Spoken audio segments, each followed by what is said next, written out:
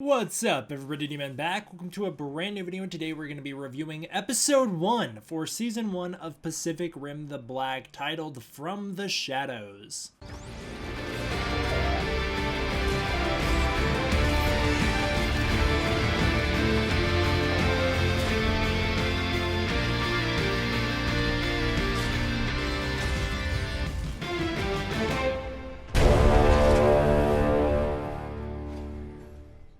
Just a heads up, I recorded some videos on Pacific Rim Uprising. I think those will probably go out after my reviews for this season, but I'm not sure when I'll have time to work on those, but they'll go out eventually. Also, I threw on my most Pacific Rim-esque shirt that I own. It's got Draco Azul right here and some kaiju, you know? I'm all caught up on my Pacific Rim lore, though. I rewatched both movies in anticipation for this show, and I probably shouldn't have because it set the bar too high. I will say that a lot of people really like Pacific Rim the Black. It's the new Netflix anime that takes place in the Pacific Rim universe. I've seen lots of positive reception to this show, lots of people messaging me telling me how much they like it. No spoilers. Whenever you're watching this video, I've only seen the first episode at this point, so don't talk about anything past the first episode. I don't know anything past the first episode, so leave it here in the first episode. Let's act like this is the only one any of us have seen. But I will say that a lot of people have told me that the show gets really good, and so I'm believing you, and I'm hoping that the show gets really good. I don't want to be that guy who just comes and ruins the party like I always am by not liking everything, but I'm not huge into this show from the first episode. It didn't sell me right away. Some people may have been sold immediately. I certainly wasn't. In fact, it kind of immediately put me off on the wrong start. The show starts out with a pretty cool intro that fills us in on the plot. We have new breaches opening up all over Australia, so I guess that's the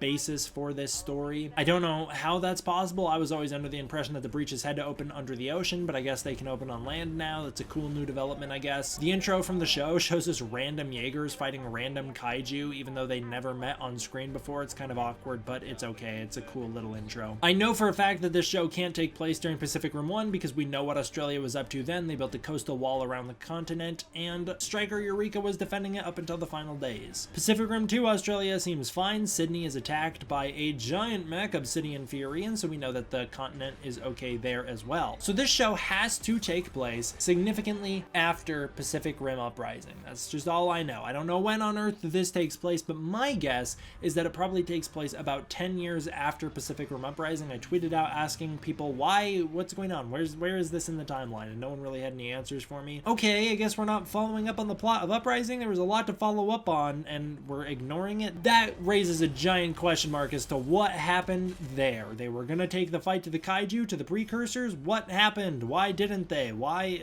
are we in the situation we're in? I was immediately thrown off by the art style because it's very similar to the Goji films. I should have seen this coming as it is Polygon Pictures, but I just didn't know it would look this similar to the Godzilla movies. It's not that bad. It could be worse. It just wasn't what I was expecting. It works at times, and then other times, specifically the kaiju I don't think look as good, but I think the Jaegers look pretty awesome. The kaiju and the Jaegers move way too fast. It immediately put me off. The first kaiju is killed, and it's like his tendrils flop down at like sonic speed. There's no sense of weight at all to the kaiju and Jaeger stuff in this movie, which really sucks. That's what makes the first movie so cool. Why did they do away with all of that? Why are they moving so fast? It's like this isn't even the same universe as that first movie. There's a lot of things in this that just throw questions up, like why is there so many continuity errors in one episode alone? Or I guess not continuity errors, but like very large questions that are now opened, such as why didn't we follow up on the events of Uprising? What happened here? I hope they explain more of that as the show goes on. The kaiju designs are pretty interesting. I really like this frog looking monster that shows up. The opening is very exciting, but it does show kind of a misunderstanding of the source material. Not only does this plot seemingly undo the progress made in the first movie, the second movie's plot was literally about undoing that progress, and even then they were able to reset things to the status quo. But like, why are the kaiju back? What's their new goal? Why Australia? Why'd they take over Australia? What do they want there? What about Mount Fuji? That was like a huge deal in the last film, is that the kaiju want to blow themselves up in a volcano. What's going on here? There's so many questions raised. Also, why is everybody in Australia speaking American English? Why don't they speak Australian English? Why don't they have accents? It's super awkward. You can tell this show was made by Americans. Also, the kaiju here are kind of lame. Despite the fact that they look really cool, they die so easily, and there's so many of them. Think back to Pacific Rim. It is a truly horrifying moment for there to be a double event.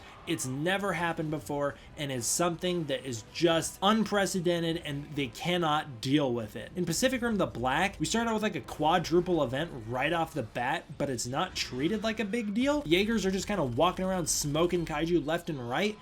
How is the technology advanced that much that we can just like one-shot a kaiju in the face? Do you remember how easily they wiped through the Jaeger fleet in that first movie? And even in Pacific Rim Uprising, the mega kaiju was kind of making toys out of the Jaegers. I don't like how easily the kaiju are defeated in this first episode. I do like that the production design is a little more in line with the first movie than it is with the second. I think that's a good choice. The tech in this movie seems like a mix between the tech from the first film and the second film. I like the integration of the hologram tech used in the second movie in the Jaegers here. That's cool, but I do like that the production design itself looks much more reminiscent to the first movie. Some of the music here is really awesome as well, as it does truly sound like Pacific Rim music. They got like that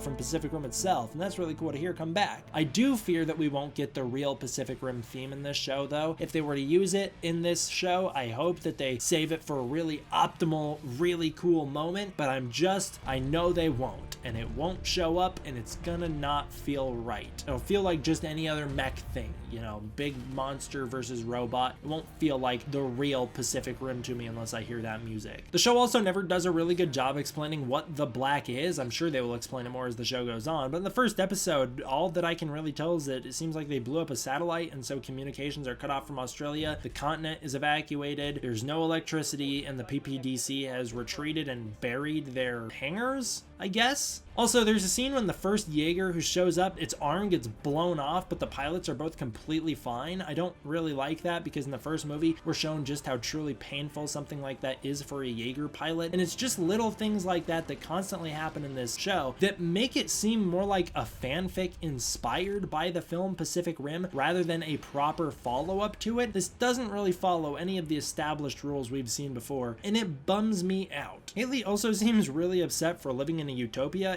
Like, the place you're living is awesome. I wish her motivation was a little more well-defined, like I want to go find civilization and help save the world, rather than just being like, I'm bored and I want to leave. I wish she wanted to do something productive, like I want to go save the world and stop the kaiju, let's go. I also don't like how easily Haley and Taylor are able to operate the Jaeger. I know I'm complaining a lot in this video, I'm sorry, but it's the first episode, so there's new rules that I'm gonna have to be like, why is that new? Why couldn't it be like the old one? Because that's how I am. It's like such a hard thing for the Jaeger pilots to master piloting a Jaeger in the first movies. Being drift compatible also seems to just kind of be like something that they kind of treat as a joke here, whereas it was like a big deal that you had to find very specific people who were drift compatible in the first movie, and even Amara in Uprising really struggles to find someone she's drift compatible with. But I guess here, because they're siblings, Haley and Taylor are able to drift together just fine. I guess because this is a training Jaeger, it's a little easier for them to operate, but it should be way harder. I mean, like, look how hard those kids had to struggle to get into the position they were in Uprising. Even though they kicked ass in the finale when they shouldn't have, they still had to work to get there. Also, the Jaeger's AI Loa has a little too much personality for me. She was fine up until she made that joke where she's like, "Fatal strike." Yes! Is what I would say if those were actual weapons. What? The new drifting sequence is pretty cool. I don't know why they changed it. It's not cooler than the original drifting sequence, so it seems needless, but I do like it. I like the bubble memories. It's kind of like a cool visual. I appreciate that Haley and Taylor aren't able to save the day their first time around. They fail, the kaiju survives, and they wind up getting their entire village killed. That's pretty annoying that Haley wiped out her entire society by being reckless. Like, Taylor really should be way more mad at her than he is. I hope she's super traumatized by this for the rest of the show, and I hope she makes it up at the end of the show. Also, yet another critique, because all I'm doing is complaining this review. I don't like Atlas Destroyer's color scheme. I think he looks very silly. Well, there you go. That was a lot of complaining. Honestly, I think Pacific Rim: The Black has a lot of potential. I think it could be really great once it gets going. I'm excited to see more. I'm hoping that the next episodes are better. Sorry if this made it seem like I hate the show. I honestly cannot say because I haven't seen enough. I wasn't huge on this first episode, but it could totally turn around in the next few episodes. What do you guys think? Were you sold on this show right away? I mean, it's very clear that I'm not, but Were you guys sold on it? I love Pacific Rim, the first Pacific Rim, so it's gonna be hard for me to accept anything that's not that. I don't know about you guys, but this just doesn't really feel right to me. As I said, this just feels a little more like a fanfic than it does a proper follow-up. I think in my mind, I'm just gonna have to be like, okay, it's not canon to the live-action films, and hopefully someday we will follow up on whatever the hell happened with Newton and everybody else, and we will see them take the war to the precursors, and we'll also have this second continuity where this stuff happens. Either way, I really appreciate all the support on the channel. For those of you who like and subscribe, remember that you guys are the real heroes. For the rest of you, thank you all for watching. I hope you enjoyed. I will see you guys next time for the next one.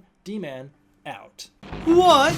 You never watched my 66 Years of Godzilla tribute? You know it's posted, right? I'm not supposed to give my opinion, but go check it out. And then you can tell me if you like it or not.